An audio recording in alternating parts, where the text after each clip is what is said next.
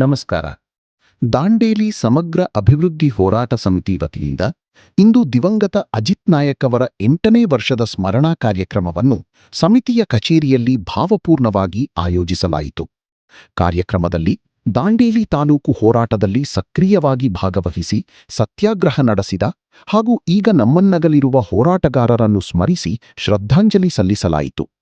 ಈ ಸಂದರ್ಭದಲ್ಲಿ ಸಮಿತಿಯ ಉಪಾಧ್ಯಕ್ಷರಾದ ಅಶೋಕ ಆರ್ ಪಾಟೀಲ್ ಮಾತನಾಡಿ, ತಾಲೂಕು ಹೋರಾಟದ ಯಶಸ್ಸಿಗೆ ತಮ್ಮ ಅಮೂಲ್ಯ ಕೊಡುಗೆ ನೀಡಿದ ಹಿರಿಯ ಹೋರಾಟಗಾರರಾದ ಅಬ್ದುಲ್ ಭಾನ್ಸೂರಿ, ಬಾವಾಜಿ, ಕೋನಾಪುರಿ, ಸತೀಶ್ ನಾಯಕ್, ಎಂಆರ್ ನಾಯಕ್, ಸೈಯದ್ ತಂಗಳಾ ಸೇರಿದಂತೆ ಅಗಲಿದ ಎಲ್ಲ ಹೋರಾಟಗಾರರ ಸೇವೆಯನ್ನು ಸ್ಮರಿಸಿದರು.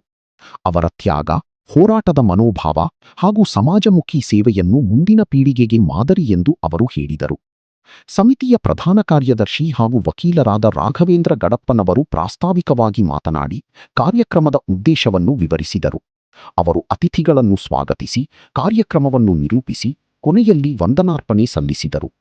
ಕಾರ್ಯಕ್ರಮದಲ್ಲಿ ಹೋರಾಟ ಸಮಿತಿಯ ಹಿರಿಯರಾದ ಬೊಮ್ಮನಹಳ್ಳಿ, ಶೇಷಾದ್ರಿ ಕಳಸಾಪುರ, ಕಲ್ಗುಟ್ಕರ್ ಸೇರಿದಂತೆ ಅನೇಕ ಹಿರಿಯ ಹೋರಾಟಗಾರರು, ಸದಸ್ಯರು ಹಾಗೂ ಸಾರ್ವಜನಿಕರು ಉಪಸ್ಥಿತರಿದ್ದು ದಿವಂಗತ ಅಜಿತ್ ನಾಯಕ್ ಮತ್ತು ಅಗಲಿದ ಹೋರಾಟಗಾರರಿಗೆ ಮೌನಾಚರಣೆ ಮೂಲಕ ಗೌರವ ನಮನ ಸಲ್ಲಿಸಿದರು.